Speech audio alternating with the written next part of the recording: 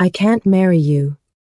Christopher's voice echoed through the historic Atlanta estate, and 300 guests fell silent. Nola Addison stood frozen at the altar in her Nina Tornai gown, orchids woven through her natural hair, hands trembling around her bouquet. What? The word barely escaped her lips. Her fiancé, corporate lawyer, old money family, the man she'd planned a future with, took the microphone from the pastor. I'm in love with someone else. Someone who's carrying my child. The world tilted. Nola's vision blurred at the edges, sound muffled like she was underwater. This wasn't real. This couldn't be. A sudden movement in the bridesmaids' row caught Nola's attention. Her younger sister Aoife stood, tears streaming down her face and one hand pressed protectively over her stomach. The puzzle slowly clicked into place. Her fiancé had impregnated her sister. Nola's younger sister. Christopher's voice continued, distant and hollow. I'm doing the right thing by choosing my child. I hope everyone understands. Something cold and sharp crystallized in Nola's chest, replacing the shock with fury so pure it felt like ice in her veins. Get out. Her voice cut through his speech like a blade. Every eye turned to her. She stood taller, chin raised, the same posture she used in boardroom negotiations. Take your right thing and my sister and get the hell out of my sight. Her mother gasped. Nola, please, let's discuss this privately. Everyone out. Nola's hands had stopped shaking. The wedding is over. 300 people filed out in horrified silence while she stood at that altar, still holding her bouquet, watching her entire life implode in real time. Hello and welcome to Afro-Korean Romance Stories. This is our 8th video and we'd love to hear from you in the comments. Like this video and hit the subscribe button for more stories like this one. 6 hours earlier, Nola had been happy. Nervous, yes, but happy. She'd stood in the bridal suite, checking her reflection one last time before the ceremony. Everything was perfect. Everything was planned. At 30 years old, senior associate at Atlanta's most prestigious law firm, daughter of a respected judge, she was marrying the right man from the right family at the right time. Logical. Safe. Expected. Her maid of honor had burst into the suite, face stricken. Nola, I need to tell you something. About Christopher and Aoife. But Nola had waved her off. Whatever drama it is, it can wait until after the ceremony. She'd been so sure nothing could touch her perfect day. Now, standing alone in the estate's library 30 minutes after the disaster, still in her wedding dress, Nola finally let herself feel it. Not tears. She was too angry for tears. Her hands curled into fists, crushing the delicate fabric of her gown. Christopher had humiliated her publicly. Aoife had betrayed her completely. And she'd been too blind, too focused on maintaining appearances, to see it coming. Are you sad or mad? The small voice made Nola turn. A little girl stood in the doorway, maybe 5 years old, wearing a white flower girl dress and clutching a crumpled flower crown. Big eyes studied Nola with unsettling perceptiveness. Who are you? Nola asked, not unkindly.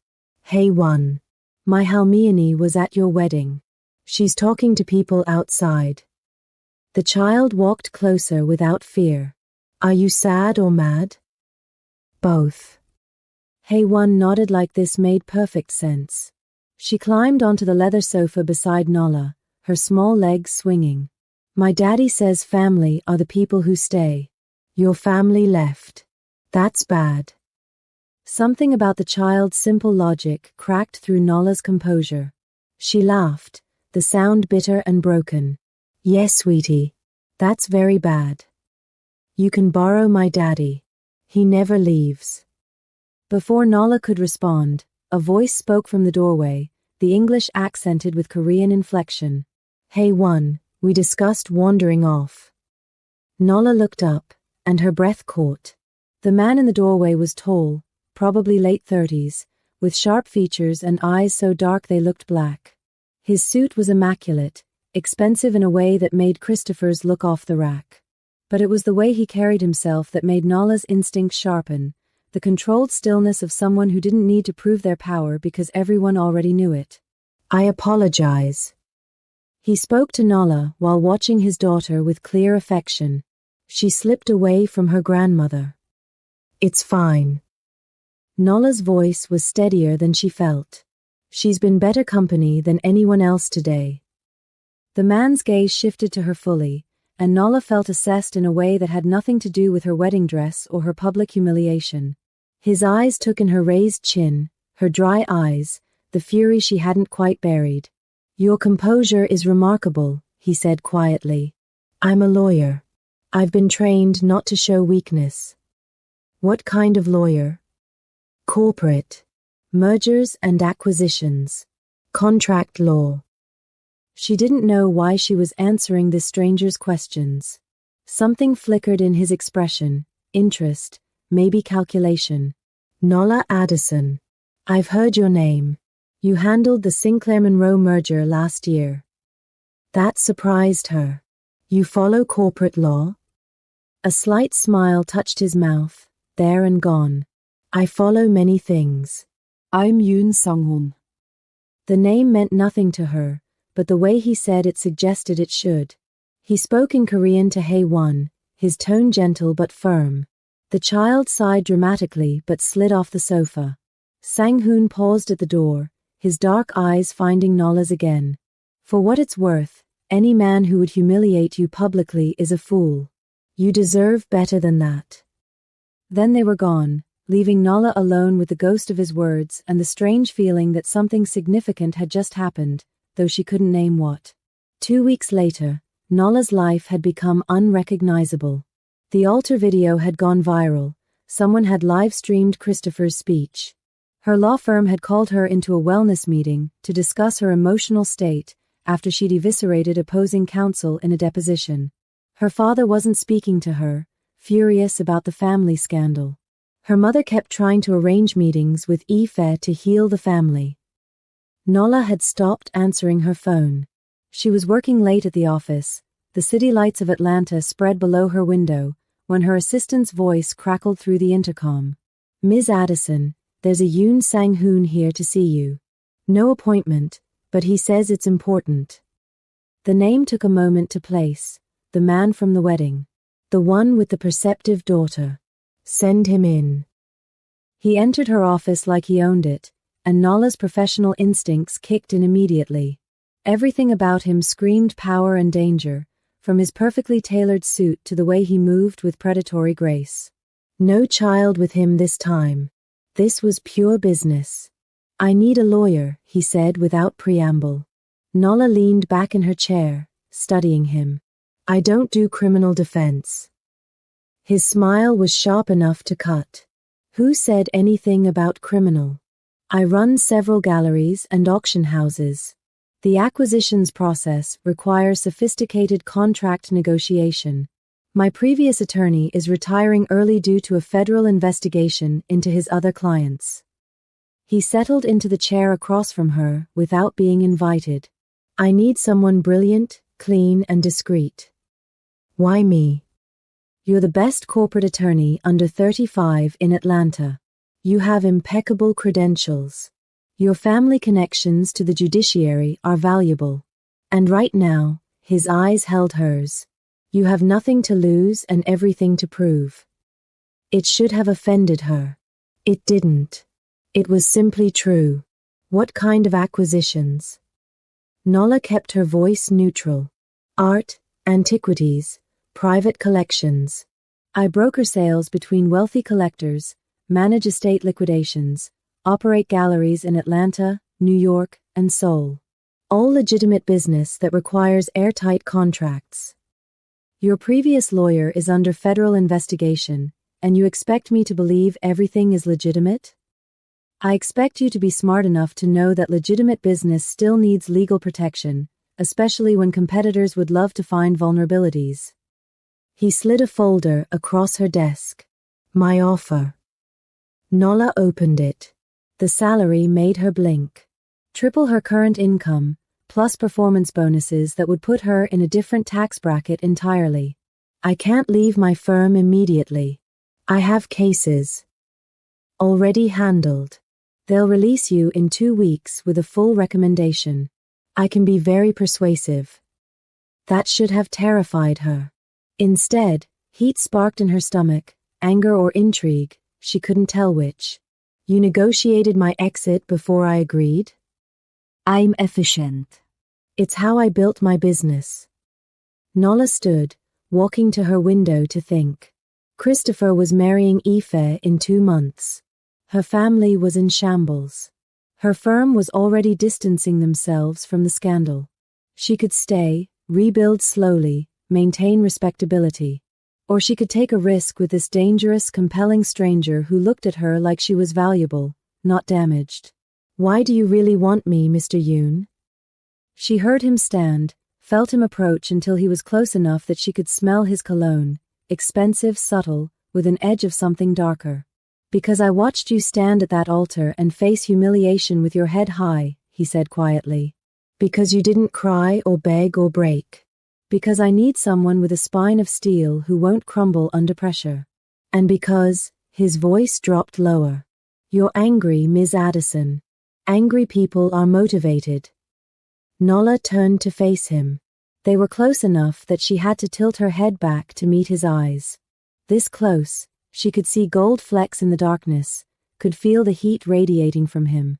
I'll need complete access to all business records for due diligence. Of course. And I won't be complicit in anything illegal. If I find something, I walk. His smile was almost admiring. You'll find everything meticulously legal, if creatively structured.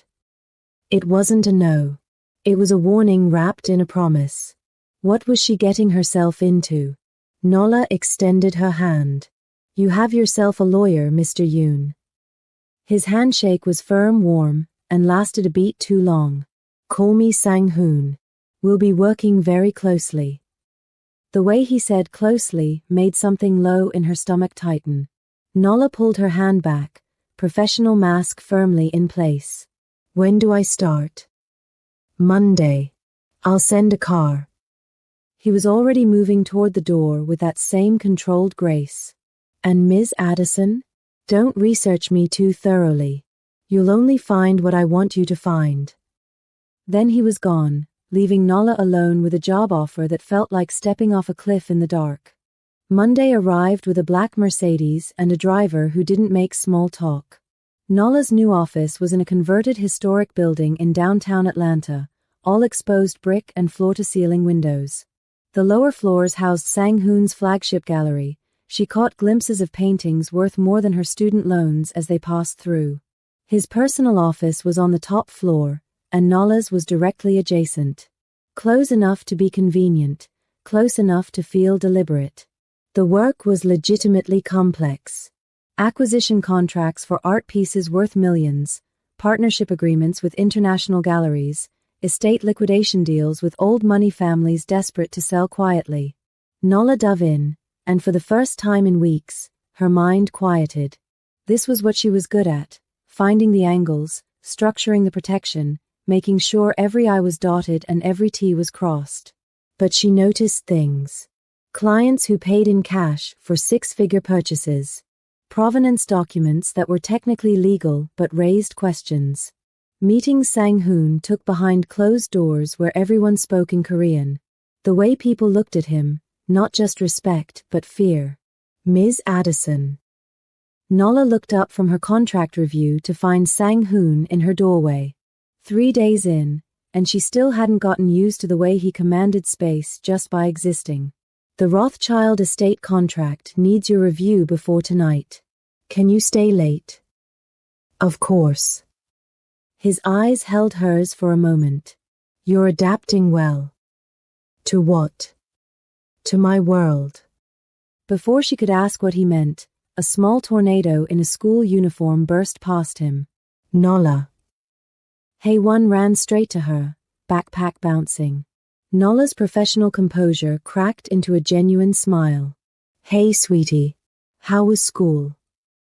Boring. Can we draw? Nola glanced at Sang-hoon, who watched them with an expression she couldn't read. I have work. Hey-one, let Ms. Addison work. His voice was gentle but firm. The child's face fell. Nala found herself saying, 30 minutes. Then I really do have to finish this contract. Hey-one's entire face lit up. She dragged a chair next to Nala's desk, pulled out crayons, and started drawing with the intense focus only children possessed. Sang-hoon hesitated in the doorway, something soft crossing his features before his usual control returned. Thank you, he said quietly, then left them alone. It became a routine. Hey-one arrived after school, cared for by Sang-hoon's mother who lived with them. The child would do homework in Nala's office, or draw, or chatter about her day while Nala reviewed contracts. 30 minutes turned into an hour, then longer. Nala told herself it was just kindness to a sweet kid. She was lying to herself, and she knew it. Hey-one was filling some space in her chest that the altar disaster had carved out. 2 weeks in, everything shifted. Nala was deep in the Rothschild contract when raised voices pulled her attention. Sang-hoon's office. A man speaking rapid, angry Korean. Then Sang-hoon's voice, cold as death, saying something that made the other man go silent. Complete, terrifying silence. The man left minutes later, pale and shaking, escorted by 2 of Sang-hoon's security team. Nala's hands had stilled on her keyboard, heart pounding. Sang-hoon appeared in her doorway moments later, perfectly composed like nothing had happened. You're here late. Big contract. The Rothschild estate. Her voice was steadier than she felt. Find any issues? 3 clauses that need tightening. I'll have revisions by morning. He nodded, studying her face. What did you hear? I don't speak Korean. You're a skilled liar when you need to be, Ms. Addison. Nala met his dark eyes. I heard a business disagreement. You resolved it. That's not my concern unless it affects the legal contracts. Something like approval flickered across his face. You're smarter than my previous lawyer. He asked too many questions. Is that why he's under federal investigation? No. That's because he was sloppy. Sang-hoon moved into her office, and the space suddenly felt smaller. I'm never sloppy. Good to know. They stood there, tension crackling between them like a live wire. Then Sang-hoon's phone buzzed. He checked it, and whatever he saw made his expression shudder completely. Go home, Ms. Addison. The contract can wait until morning. It was an order, gently delivered. Nala packed up, but as she passed his office, she saw him pour a drink, staring out at the city with exhaustion written into every line of his body. For just a moment, he wasn't the intimidating boss. He was a man carrying weight that would crush most people. Nala kept walking, but the image stayed with her. A month in, and Nala's life had developed a rhythm she hadn't expected. Work consumed her days, complex contracts that tested every skill she developed. But the evenings had become something else entirely. Dinner with Sang-hoon and Hey-one. It started practically. Late meeting, easier to order in, Hey-one was already there. But it became routine. They'd eat together in the conference room, Hey-one chattering about school while Sang-hoon listened with complete focus, and Nala found herself laughing at the child's dramatic retellings. And then Mia said my drawing was ugly, but teacher said it was creative, which is better than pretty, right Nala? Much better, Nala agreed, stealing a spring roll from Sang-hoon's plate without thinking. He raised an eyebrow, amused. Help yourself. I did, thanks. Hey-one giggled. Daddy never shares food. You must be special. The comment hung in the air. Nala's eyes met Sang-hoon's across the table, and something electric passed between them before he looked away, jaw tight. Finish your vegetables, Hey-one. These dinners revealed things. Sang-hoon spoke to his daughter in Korean and English interchangeably, patient even when she tested boundaries. He asked Nala about her cases, actually listened to her answers, challenged her thinking in ways that made her sharper. And sometimes, when he thought she wasn't looking, she'd catch him watching her with an intensity that made her skin feel too tight. One evening, Hae-won fell asleep against Nola's shoulder during a movie they'd put on in the conference room. Nola sat very still, breathing in the child's shampoo scent, feeling a fierce protectiveness she had no right to feel. "She's gotten attached to you."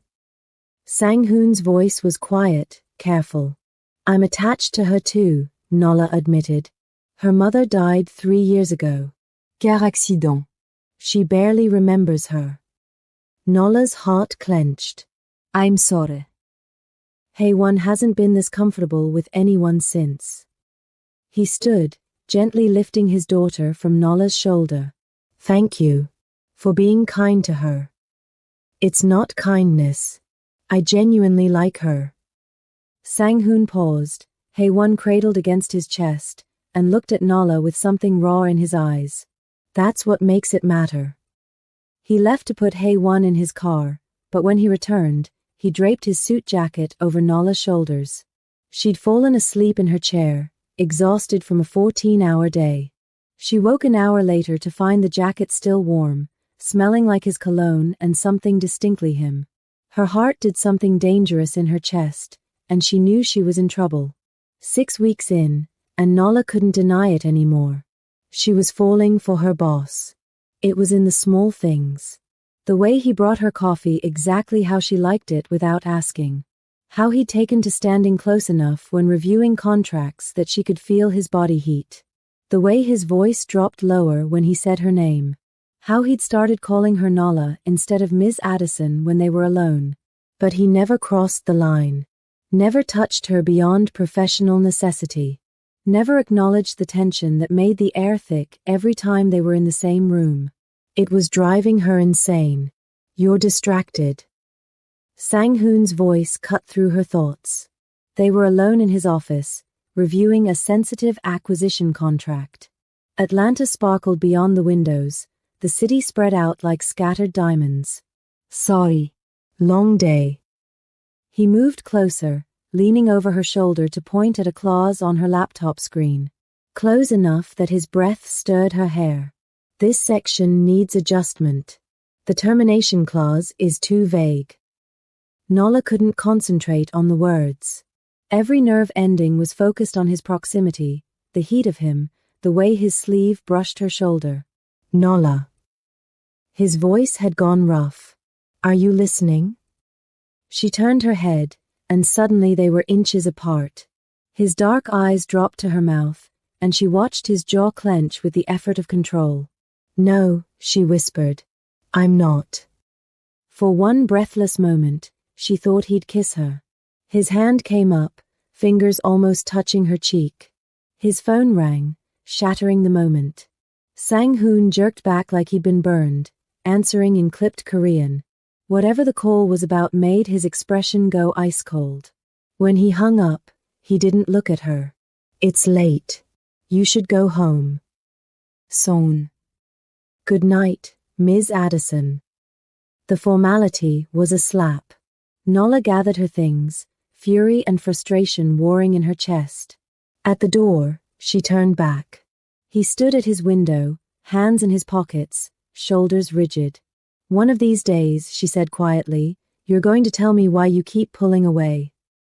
She left before he could answer, missing the way his hands curled into fists, missing the way he pressed his forehead to the cold glass and whispered, "Because you deserve better than me." But the universe had other plans. Because the next day, everything changed. Jung Dae-young walked into Nola's office with a smile that was all charm and a contract that needed her review. He was Korean, early 30s, ran a competing gallery with completely legitimate business. Handsome, cultured, and within 5 minutes of conversation, clearly interested. "I've heard excellent things about your work," Dae-young said, his English perfect and unaccented. "Sang-hoon is lucky to have you." "I'm good at my job." "I'm sure you're good at many things." His smile was warm, appreciative. "Perhaps we could discuss some potential collaboration over coffee?" It was smoothly done, professional enough to be business, but personal enough to be clear. Nola started to politely decline, but movement in her peripheral vision made her glance at the doorway. Sang-hoon stood there, and the look in his eyes was pure murder. Dae-young followed Nola's gaze and stood immediately, bowing slightly. Son. I was just leaving. Good. Sang-hoon's voice could have frozen fire. He didn't move from the doorway, forcing Dae-young to squeeze past him.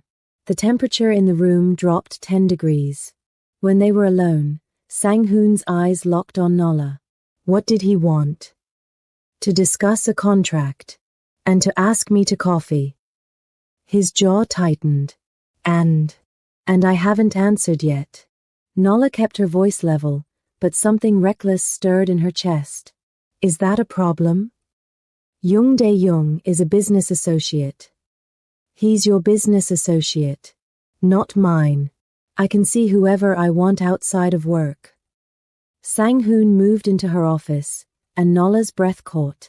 She'd seen him intimidating before, but this was different. This was barely controlled rage wrapped in expensive tailoring. Are you interested in him? The question was quiet, dangerous. Nola stood, refusing to be cornered behind her desk. Why do you care? I don't want complications in business relationships. Then the question is whether you're comfortable with complications. I'm perfectly capable of separating professional and personal. She moved closer, tilting her chin up. Can you say the same? They were toe-to-toe now, close enough that she could see his pulse hammering in his throat. His control was fracturing, and some wild part of her wanted to shatter it completely. Ms. Addison. It's Nola. You've been calling me Nola for weeks. Don't hide behind formality now. His hands flexed at his sides like he was physically restraining himself from touching her. This is inappropriate. We passed inappropriate when I started having dinner with your daughter 3 nights a week. When you started bringing me coffee. When you gave me your jacket and watched me sleep. You were awake for that? I'm always awake around you. The confession escaped before she could stop it. Sang-hoon's eyes went molten. For one heartbeat, too, she thought he'd finally close the distance between them. Then he stepped back, control slamming into place like a steel door. Do what you want. It's not my concern. His voice was arctic. But if you're going to date business associates, keep it discreet. I won't have my company compromised. He walked out, leaving Nola shaking with fury and frustration and something dangerously close to heartbreak. Fine. If he wanted to play it that way, she'd call his bluff. When Dae-young called that afternoon to invite her to an art exhibition, Nola accepted. She told herself it was because she genuinely enjoyed art. She was lying to herself again, and she knew it. She wanted to see what Sang-hoon would do. She wore a red dress that hugged every curve, her natural hair styled in elegant curls that took an hour to perfect. She looked stunning, and she knew it. Sang-hoon's face when she walked past his office to leave was worth every minute of preparation. His eyes went dark, tracking her movement like a predator watching prey.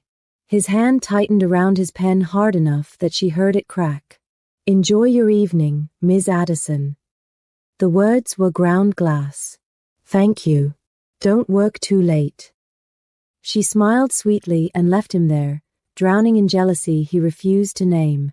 The date was fine. Dae-young was charming, knowledgeable about art, made her laugh. They talked about everything, her work, his gallery, the Atlanta art scene. He was kind, successful, completely legitimate. And he wasn't Sang-hoon. Every time Dae-young smiled, Nola compared it to the rare, devastating smile Sang-hoon reserved for Hae-won. When Dae-young touched her arm lightly while explaining a painting's history, she thought about Sang-hoon's restraint, how he never let himself touch her. When Dae-young looked at her with open admiration, she craved the intensity of Sang-hoon's dark eyes. At the end of the night, Dae-young walked her to her car. I had a wonderful time. Me too. He leaned in, and Nola knew he was going to kiss her. She turned her head at the last second, his lips brushing her cheek instead. I'm sorry, she said quietly. This was lovely, But I can't do this again. I'm not available. Dae-young pulled back, studying her face with kind eyes. The boss. She didn't confirm, but her silence was answer enough. He smiled sadly. He's a lucky man. I hope he's smart enough to see it. That makes one of us. Nala drove back to the office, knowing she'd left files she needed for the morning. Knowing it was an excuse. Knowing Sang-hoon would still be there because he was always there, married to his work and his secrets and whatever demons kept him awake. She found him in his office at midnight, whiskey in hand, staring out at the city skyline like it held answers he couldn't find. You're back early. He didn't turn around. Forgot something. How was the date? Fine. Just fine. Why do you care, Sang-hoon? Nala was tired of this dance, tired of the walls, tired of wanting someone who wouldn't let himself want her back. He finally turned, and the raw pain in his eyes stole her breath. I don't. You're a terrible liar. Nala said. I'm an excellent liar. It's a professional requirement. Then why can't you lie to me convincingly? He slammed the glass down hard enough that whiskey sloshed over the rim. Because you make me forget how. The words exploded out of him. You walk in here in that dress for another man, and I want to, he switched to Korean, a string of words she didn't understand but felt in her bones. Want to what? This is inappropriate. We passed inappropriate months ago. Nala closed the distance between them. You watch me like I'm air and you're drowning. You bring me coffee and share your daughter and look at me like I matter. Then you shove me away the second we get close. I'm done with the mixed signals. You're my employee. Then fire me. I can't. The confession ripped out of him, raw and devastating. Then quieter, God help me, I can't. The words hung between them, heavy with everything unsaid. Why not? Nala's voice gentled despite her anger. Because Hae-won needs you. Because my business needs you. Because he stopped, jaw clenched so tight she could see the muscle jumping. Because you what? He was in front of her in 2 strides, close enough that she had to tilt her head back to meet his eyes. Close enough that she could smell whiskey and his cologne and the desperation coming off him in waves. Because I'm selfish enough to keep you close even when I know I shouldn't. Even when you deserve someone like Dae-young, clean, legitimate, safe. I don't want safe. You don't know what you're saying. I'm a corporate lawyer working for a criminal organization. The words were quiet, deliberate. I structure your money laundering contracts and smile at your art theft clients and pretend I don't see the blood. I stopped wanting safe the day I took your offer. Sang-hoon's hand came up, fingers grazing her cheek with devastating gentleness. I'm not a good man, Nala. I don't care. You should. His thumb traced her bottom lip, and she felt him trembling with the effort of restraint. God, you should run from me. I don't run. The kiss broke like a storm, desperate, furious, months of tension released in a heartbeat. His hands cupped her face, her fingers twisted in his shirt, and the world narrowed to his mouth on hers and the sound he made low in his throat when she bit his bottom lip. Then he pulled back, breathing hard, pressing his forehead to hers. No. Not like this. Not when you're angry, not when I've been drinking, not when you went on a date with another man tonight. Soon. When I have you, it won't be because of jealousy or games or impulse. His voice was rough, his hands still cradling her face like she was something precious. It'll be because you've chosen this, me, my world, the darkness, with full understanding. So I'm asking you to go home. Think about what this means. And if you still want this tomorrow, we'll talk. It was the hardest thing he'd ever done, letting her walk away. But he needed her to choose him with clear eyes, knowing exactly what she'd be getting. Nala left, but not before pressing one more kiss to his mouth. I already know my answer. The question is whether you're brave enough to accept it.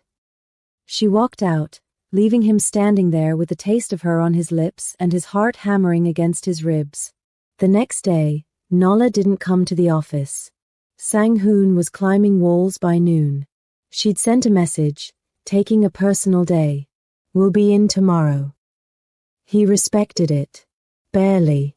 That night, he had business, the kind that required his personal attention. A rival organization thought they could move product through one of his galleries. They were wrong.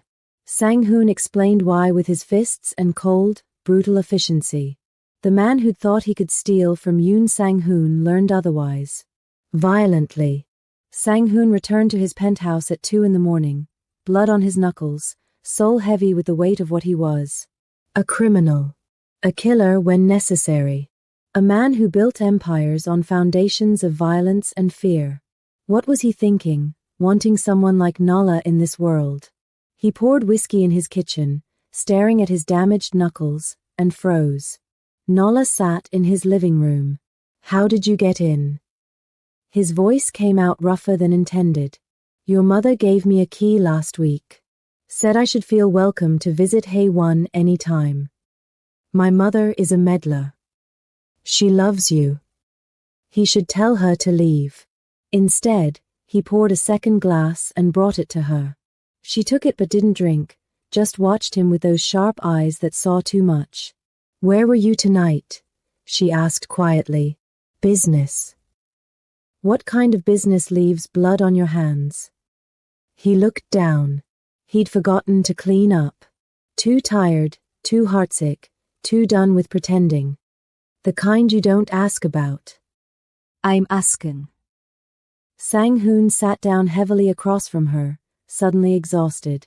"A rival organization tried to move drugs through one of my galleries. I explained why that was a mistake. He and his associates understand now." "Did you kill anyone?" "Not tonight. But I have and I will again." He waited for her to flinch, to run, to finally see him clearly and leave. She stood cross to him and took his damaged hand in hers. "Let me clean this." In his bathroom, Nala sat him on the edge of the massive tub and found first aid supplies with the ease of someone who belonged there. She cleaned his knuckles with gentle efficiency, and Sang-hoon watched her face, focused, careful, not a trace of fear or disgust. "You're not afraid," he said, voice low. "I'm terrified. But not of you." "Then what?" "Of how much I want this." She met his eyes, hers blazing with determination. "You. Haewon. This life that makes no sense for a judge's daughter who is supposed to marry safe and proper. You deserve better. Stop telling me what I deserve. I'm smart enough to decide that myself." She finished bandaging his hand, but didn't let go. Her fingers traced the white gauze, then moved up his wrist, his forearm, mapping the corded muscle there. "I went home last night and made a list," she said quietly.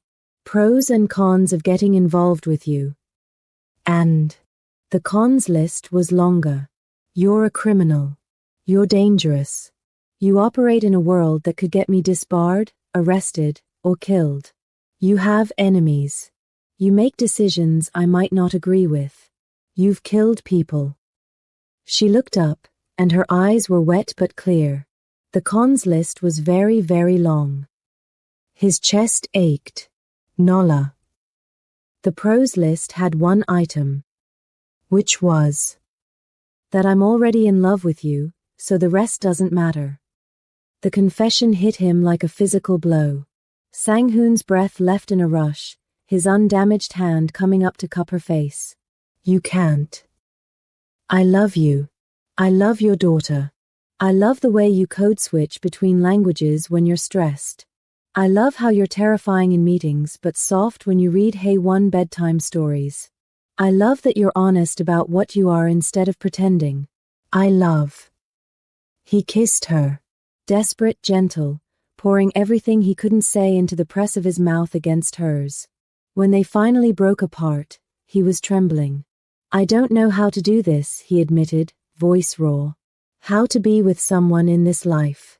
My wife, what happened to her? I can't survive losing someone again." Your wife died in a car accident. You said so. I lied. The confession cost him.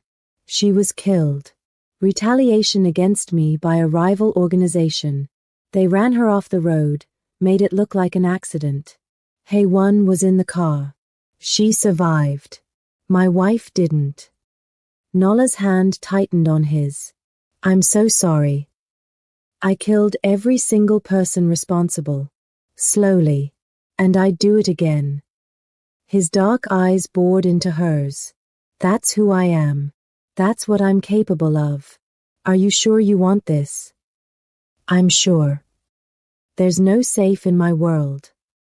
Then we'll be dangerous together. He laughed, the sound broken and beautiful. You're supposed to be the logical one. Logic got me left at the altar by a mediocre man who chose my sister. Maybe it's time to be illogical. Sang-hoon pulled her into his lap, cradling her against his chest like she was infinitely precious. I'm in love with you, he said first in Korean, then English. I've been in love with you since you stood in that library in your wedding dress with fire in your eyes. I tried not to be. I failed spectacularly. Good. I'm still a criminal. I'm still dangerous. People I do business with are worse than me. Your family will hate this. And I'm selfish enough that I'll keep you anyway. I'm Sting. I'm choosing you, Sang-hoon. The darkness, the danger, all of it. He kissed her again, slower this time, thorough and claiming. If you stay, you're mine. Fully. I don't share, I don't do casual, and I will burn down anyone who tries to hurt you. Possessive much? You have no idea. Show me. He did. 3 months later, Nala had settled into a life that would have terrified the woman who stood at that altar. She lived in Sang-hoon's penthouse now, woke up in his bed, had breakfast with Hae-won before school. She'd become essential to his operations, not just the legal side, but his partner in strategy, the person he trusted to see everything. Her family had imploded when they found out. Her father disowned her. Her mother cried. Aoife tried to apologize, 8 months pregnant and miserable with Christopher, but Nala felt nothing for her anymore. Not hatred, not love. Just indifference. I don't forgive you, she told Aoife calmly. But I don't hate you either. I found something better. A criminal? Aoife's voice had been sharp with judgment. A man who would never humiliate me. Who chose me every single day. Who sees exactly who I am and loves me anyway. Can Christopher say the same about you? Aoife had no answer. But loving Sang-hoon meant accepting all of him. And one night, everything came crashing down. Nala was home with Hae-won when Sang-hoon called. Lock the doors. Don't open them for anyone but me or my security. There's a situation. What kind of situation? The kind where people might use you to get to me. I'm handling it, but I need you safe. 20 minutes later, gunshots echoed from the parking garage. Nala grabbed Hae-won, her heart hammering, and locked them in the master bedroom's panic room, a feature she'd thought was paranoid until this moment. Through the security cameras, she watched Sang-hoon and his men engage with armed intruders. She watched the man she loved kill 3 people with brutal efficiency. Hae-won was crying. Nala held her, singing softly, while watching Sang-hoon become someone else entirely, cold, lethal, merciless.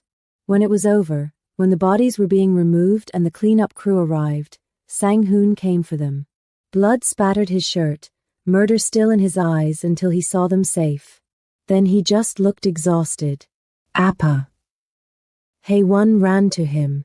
He scooped her up, checking her over frantically. You're okay? Both of you. We're fine. Nala's voice was steady even though she was shaking. What happened? Rival organization thought they could use you as leverage. They were wrong. He put Hae-won down gently. Baby, go with Grandma for a minute. I need to talk to Nala. When they were alone, Sang-hoon couldn't meet her eyes. This is what I meant. This is why you should run. I'm not running. You could have died. Hae-won could have died. Because of me, because of what I am. Stop. Nala took his face in her hands, forcing him to look at her. I'm not going anywhere. Yes, I was terrified. Yes, this is insane. But I chose you knowing this was possible. I'm choosing you now, covered in blood and guilt. I'm choosing all of it. Why? His voice broke. Because you're worth it. Because Hae-won is worth it. Because this family we're building is worth every risk. He kissed her desperately, tasting like fear and relief and love so fierce it hurt. A year later, Sang-hoon took Nala to a private gallery showing. Art he'd acquired legitimately for once, including several pieces by African artists she'd mentioned wanting to see. I thought you'd like these before they go to auction. She was moved, touring the collection with genuine appreciation. Then she noticed one painting hadn't been catalogued, a custom portrait of her, Sang-hoon, and Hae-won from Hae-won's 7th birthday party. This one's not for auction, Sang-hoon said quietly. This one's for our home. If you'll make it permanent. He dropped to one knee, pulling out a ring box, a stunning diamond flanked by sapphires. I can't promise you safety. I can't promise you easy. But I promise you're mine for as long as you'll have me, and I'm yours completely. Marry me, Nala. Build this dangerous, beautiful life with me. Hae-won burst from behind a sculpture where she'd been hiding. Say yes. Say yes. Nala laughed through tears. You coached her. She insisted. She's very invested in the outcome. Nala looked at this man, criminal, killer, art dealer, father, her everything, and the little girl who owned her heart. Yes. To all of it. Yes. 2 years after that, Nala stood in the penthouse that was fully theirs now, reviewing contracts for a major acquisition. She was no longer just Sang-hoon's lawyer, she was his partner in every sense. Her career had taken an unconventional path, but she was one of the most sought-after attorneys in Atlanta for complex international acquisitions. Everyone knew what that meant. No one said it out loud. Mama. Hae-won, 9 now, burst in. Can we go to the gallery? Dad's stuck with the scary meeting. I'm not technically your mama yet. Nala teased. Close enough. Sang-hoon appeared, on the phone in rapid Korean, with someone who was clearly regretting their life choices. He covered the phone. Can you take her? This is running long. Gallery, then ice cream, then homework. You're perfect. He kissed her quickly, then returned to the call, voice dropping to dangerous levels. Nala watched him shift from loving partner to ruthless boss in seconds. She should be afraid. She wasn't. She chose this. The darkness and the light. The danger and the love. As she left with Hae-won chattering excitedly, Nala thought about the woman who stood at that altar 3 years ago. That woman wanted perfect, wanted safe, wanted expected. This woman, Nala Yoon in 3 weeks, wanted real. And real was messy, dangerous, complicated, and absolutely perfect. Sometimes love doesn't arrive in white dresses and perfect plans. Sometimes it arrives in ruins, wrapped in danger, held together by a little girl's hug and a man brave enough to love with blood on his hands. Nala wouldn't change a single thing. Thank you so much for watching. If you enjoyed Nala and Sang-hoon's story, please like this video and hit that subscribe button for more Afro-Korean romance stories. Drop a comment below telling us what you thought. We love hearing from you. Which moment was your favorite? Let us know, and we'll see you in the next story.